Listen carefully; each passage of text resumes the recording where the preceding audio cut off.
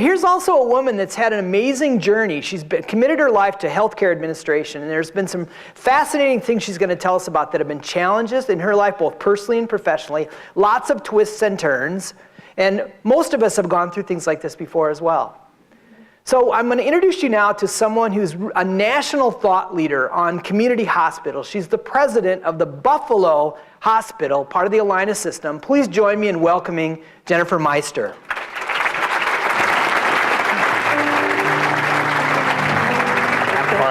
Thanks. Good morning. So Eleanor Roosevelt said, do something that scares you every day. I figure after today, I'm good for the rest of the year.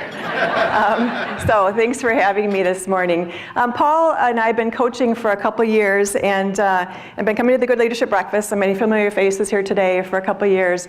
And last spring, he was telling me about his excitement about this all-women fall series that he had underway. And I said, that's a great idea. What a great idea. And then he says, and I want you to be one of the speakers. And I'm like looking around and thinking, who, me? And I kind of went down that rabbit hole, of I'm not enough, and I just run a little hospital in Buffalo, and I'm not planning the Super Bowl, and all these things are rolling in my head. And so I finally kind of pulled myself up on my big girl panties, and I said, why not me? I have a great story to tell.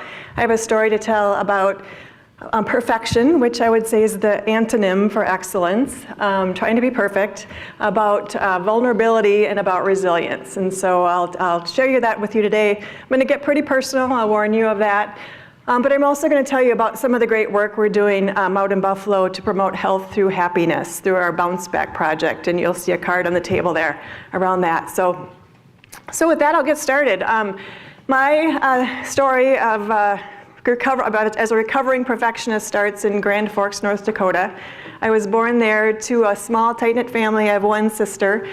We moved around a lot as a kid, and then we settled in Fairmont, Minnesota, and when I was in middle school. That's really where I call home.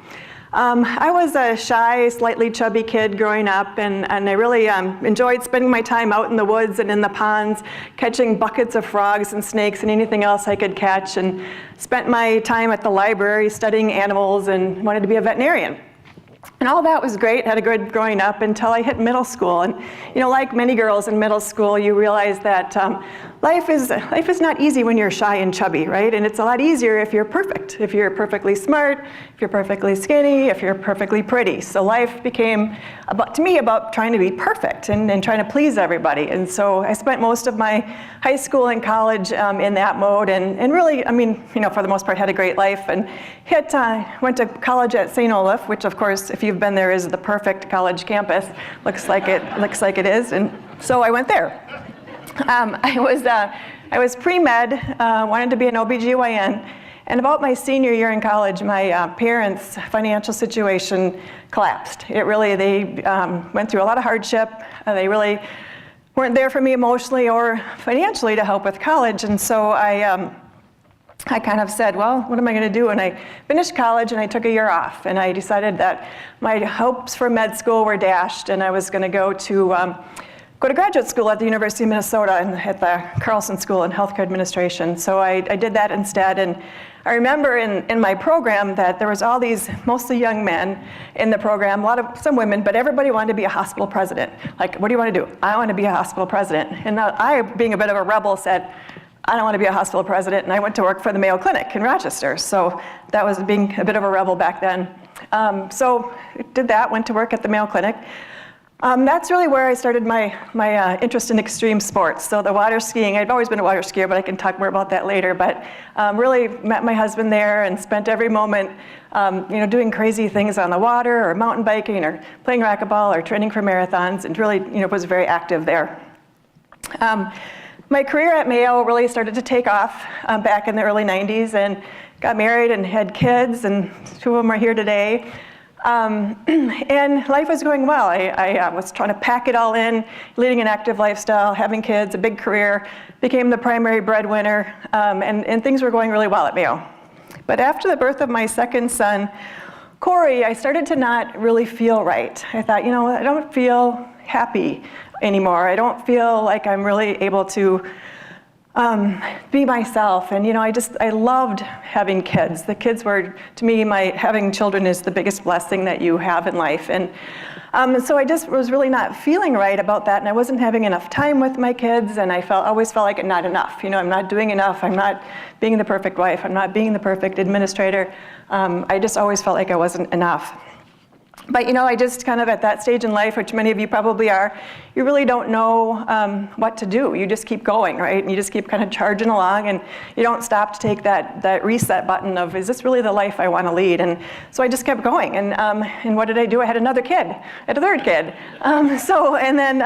So we had 3 kids under 5, and just kind of kept charging along again. Less sleep, more coffee. Trying to fit in everything, and life was hard. I was really burnt out at that time. I realized as I look back, it wasn't really a very fun time in my life. But then I got approached about a new job. Of course, why wouldn't you take a new job in the middle of all that, right? So we moved our family up to Minneapolis, and I went to work at Park Nicollet as one of the vice presidents at Park Nicollet, which was really a great job and a fun job. But really was, again, added to that stress of being the primary wage earner, 3 little kids, an active lifestyle, but we were all doing it, right? Probably many of us here today are living that same life. Well, about the same time, we realized that my youngest daughter, Camille, was not progressing normally. She was slow to walk, and she was slow to talk, and wasn't recognizing colors, and so we started a series of testing to realize that Camille has learning disabilities. She has special needs, a cognitive disability, and so now we add the challenge of a child with special needs on top of all of that going on. And so really life was really challenging at the time. About the same time, I realized my marriage was starting to fray at the edges, and so we really thought, what, we need to slow things down. We moved out to Mound, tried to really, get the family regrounded and back together, and we moved out, and it worked for a couple of years. Really, we were able to regroup and settle out, and then in 2008, most of you remember the financial crisis hit, right? Well, I was at Park Nicollet at the time, and I was in the middle of laying off hundreds of good people, which, if you're like me, laying off people is the worst thing that you've ever done in your life, and I vow I will not do again. And anyway, so I was laying off all these good people. I kept thinking, if I was the queen, I would not be laying people off. And so I kept thinking, what would I do if I was the one in charge here? And at the same time, then I got approached about applying for the job at Park Nicollet, at Buffalo Hospital. There's a president of Buffalo Hospital. Remember, I vowed never to be a hospital president.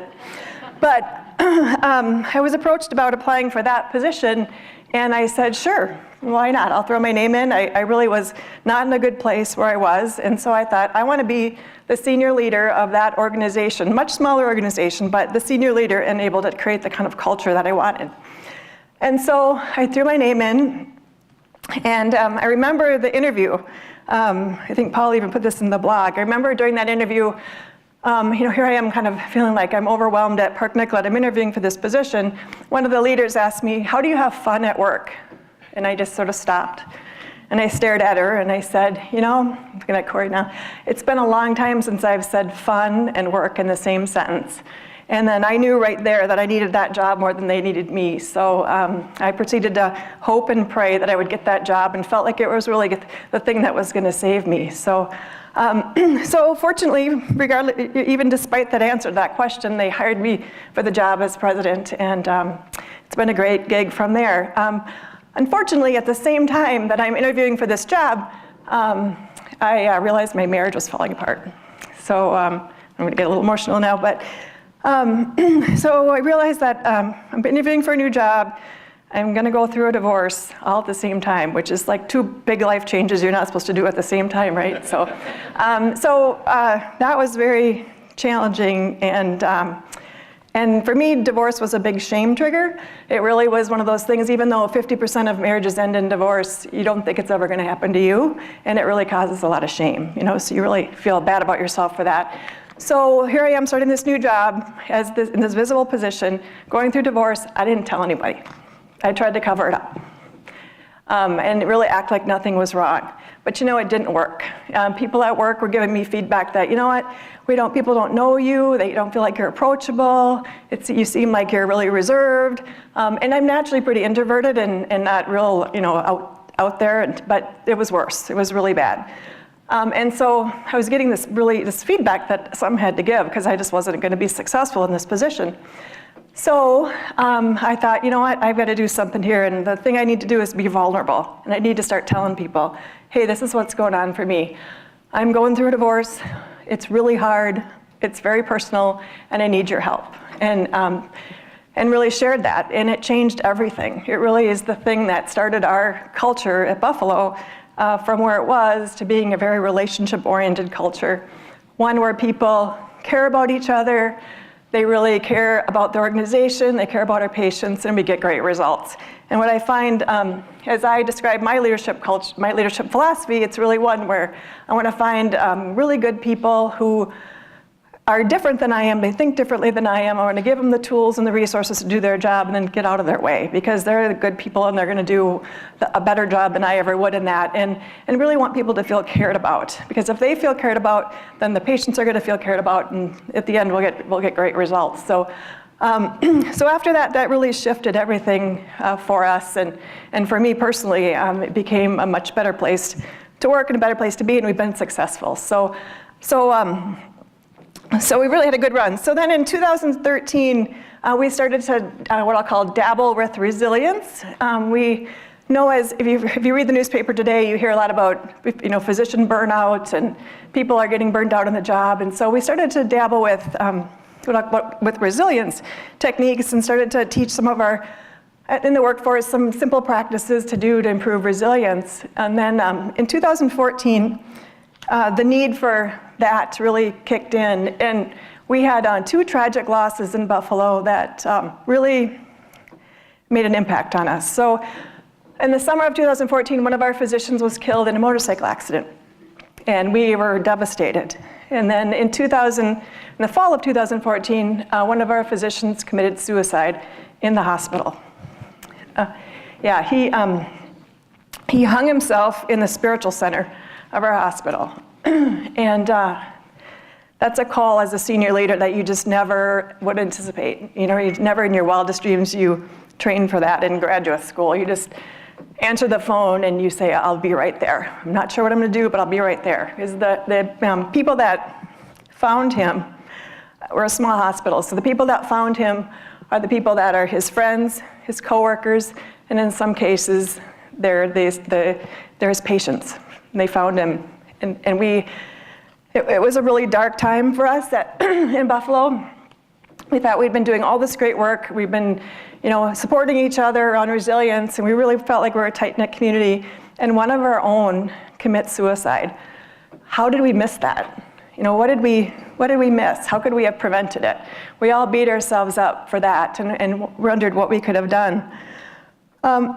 So our leadership team took some of our physician leaders and our administrators to a conference to learn more about resilience, because we kind of went back and thought, those tools and techniques that we learned around resilience seemed to really, they think they would help. So we took them to a conference by a researcher at Duke, who runs the Center for Patient Safety, and we learned about some really simple but evidence-based resilience tactics, things like random acts of kindness, or doing 3 good things for 2 weeks in a row, what that would do to your happiness. So we really thought these could hold some merit. So we took our physicians there, and we were done with the day, and we sat around in a circle. I still remember that Corey Martin here, wave your hand, Corey. He was there, and we said, this is such powerful information, and it's so simple. Like, who can't do a random act of kindness every day? You're going to feel better, right? And the simple things like that. But we also learned some statistics, and one of them is the higher your education, the more likely you are to be burnt out. 45% of physicians today are burnt out. And then the last one, which hit me hard, was, because it's about college students, 53% of incoming freshmen to Duke University are on antidepressants or anti-anxiety medication. Now, how sad is that? And we're this society of charging, trying to do more and compete. but we're not happy. And so we sat around in that circle and we vowed that we would take these tools and these practices back to our patients, to our coworkers, and to our community. And that was the formation of the Bounce Back Project. So I'd ask you to look online at thebouncebackproject.org, and you can see more about our information. There's cards on the table as well. But we, so we took these back into our community and started just working with our schools, with other healthcare organizations, with government agencies, and started to spread the message about happiness and how you can improve your health through happiness, doing some simple exercises, and really working on resilience, all the 4 aspects of resilience in our community. So, let's see where. We were also were able to do the first community-wide study on 3 good things. So we had the speaker come into town last fall, and he set up, so we did a survey where we had people sign up to get a text message every day for 2 weeks. And in that text message, they documented 3 good things for their day. And at the end of the survey, we had a measurable improvement in people's happiness, and then repeated the survey. So we're doing simple things like that. And again, it's not something that's rocket science, but it's something that really is very easy to do and fun to spread. And and our doctors start their office visits with what's going well instead of what's going wrong. And in some cases, they'll actually prescribe 3 good things or random acts of kindness or gratitude to their patients who are feeling anxious or depressed. And in many cases, it can actually, the patient would need to go on medication because of that. So we think that some of this is really working, and we're seeing the spread in our community. Our focus now is on social connectedness, because we know that that really is one of the main drivers in people feeling not happy and feeling like they are not connected, particularly I think around the young kids. I mean, there's this researcher at the conference said that the more Facebook friends you have, the fewer real friends that you have, right? And we can all understand the challenges of social media, particularly with me with a child with a disability. She's always wants to be on social media, and it's a challenge to manage. So we also now our next phase with the Bounce Back Project, and we'll talk a little bit more about it, but is really working with on that social connectedness through some of the work of Brene Brown. If you've read about any of her vulnerability work, she's doing some great work, and Corey and his team are working with our high school on some of that work and the curriculum there. So, so it's just a great project, and it really has helped me personally as well. And I would just, closing, just say that, we're just all ordinary people just trying to live extraordinary lives. And I've just found if I got out of my own way, I was able to be happy and live the life that I wanted to live. And I'll quote my daughter here. She said to me, she was describing my parenting style, and she said, "Mom taught us to have fun Mom taught us to have fun first and get the work done later." And I thought, wow, that's a change, because 7 years ago, that was not me. So, so I would just say that, I've been able to practice some of these resilience techniques. I've been able to take a look at myself and figure out just to get out of my own way, to be vulnerable, take some risks, and have the courage to live wholeheartedly. So thank you for having me today. Fantastic. Thank you so much. So you're at a job interview, and I'm asking you, what's fun about your work? That's your discussion question right now. That was the catalyst for this entire conversation. So please, at your table, discuss. What's fun about your work? Ready, set, go. So the most obvious question to start this interview is, well, so you took the job, and you said you needed it more than the job needed you. So what's fun about your work now? It's saying yes to crazy ideas. I love that, and not the craziest person myself, and so I usually don't have very good ideas, but other people have them, and so it's fun to say yes, and then to give them the tools and things they need, and then just to get out of their way. Bounce Back Project is one of those examples. It's just saying, absolutely, that's crazy, but go for it. Well, saying yes is definitely consistent with spreading positivity, that's for sure. So wait a minute, you said I'm not a crazy person. You started talking about extreme sports and stupid human tricks and things like that. So raise your hand if you water ski barefoot. Great. So you go. There you go. They're my children. So, your children, yeah. Absolutely. Okay, so we're going to talk now. So how does one make the journey to doing that? Well, I guess you got to be willing to take some risks. Mm-hmm. And I grew up water skiing and grew up on the lake in Fairmont. Fairmont has 5 lakes, and so did that all growing up. And then when I moved to Rochester and met my then husband, he was a big water skier, show ski, water ski. And so we spent all this time doing all this crazy stuff on the water. And so learned to do it then and when I was younger. So fortunately, I learned to do it not then, and I crashed and burned then. And now when I'm older, I don't fall very much. But so now I have a boat, and it's a great way to spend quality time with my kids. I've got a great boat driver over there with my son. So that's kind of the secret to barefooting is the boat driver. Mm-hmm. You really need a good boat driver. So just keep doing it. I'm going to be a barefooting grandma. That's my goal. Wow. We'll have you back to tell us how that's going, there you okay? Go. Hopefully the grandma thing is a long way out. Yeah.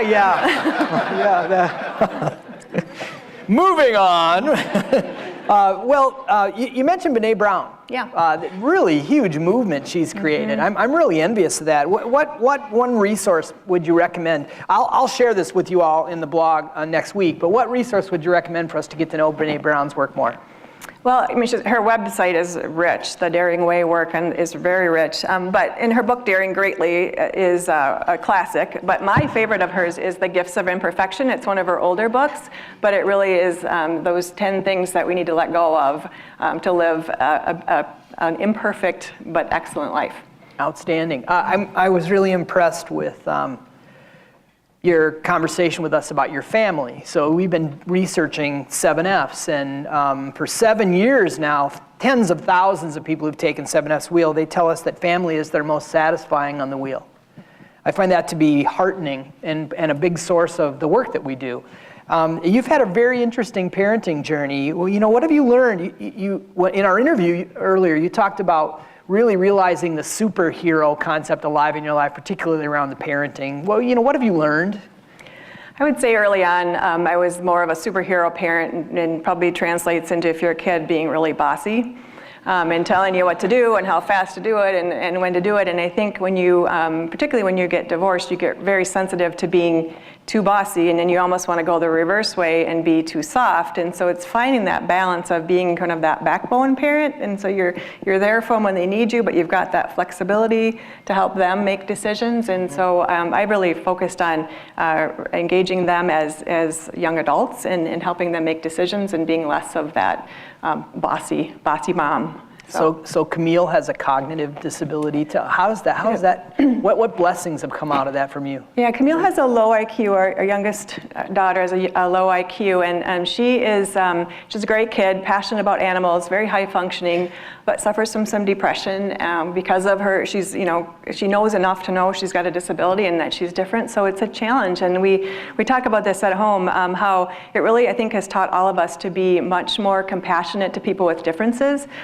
I think my kids are better young adults now because they look out for folks that are maybe struggling or are different or have some other special need. We all have special needs, right? It just depends, it just comes out differently. And so I think I'm much more aware of that, both in my professional and my personal life. So let's talk about that, the Bounce Back Project. It's deeply personal, the things that you learned. How have you taken what you've learned in the Bounce Back Project from your job into your personal life? Lots of ways. A big one is loss. I lost my father suddenly 2 years ago, on Good Friday, 2 years ago, to a heart attack in his car, and was absolutely devastated and really had to go back and dig into some of those resilience tactics that we had learned in the Bounce Back Project and things that we had learned along the way and help to bring you out. Remembering that there's this thing called the rule of twos. After 2 days, you think life will never go on, right? Life's over. After 2 weeks, you start to get this glimmer of hope that, maybe I can live through this. And 2 months, things start to settle out a bit. But it takes a full 2 years to really get over something like that. And just to give yourself the grace that when you come up to adversity, you got to have grace with yourself and know that the things that you're feeling are really normal and part of that process, and that's why if you're resilient, you're going to bounce back from that, hopefully stronger. Well, What's next for you? You're the hospital president, and you've got this Bounce Back project going. What can we look forward to seeing from you in the future? Well, I think with the Bounce Back project, we're really excited about this, working with our schools within Buffalo, doing a lot of work around the Daring Greatly curriculum with our school and with our alternative learning school as well to help the kids that are there. We're hoping to take it across to Allina Health and to all of our communities that we have, and really help improve health through happiness. For me, personally, I don't know.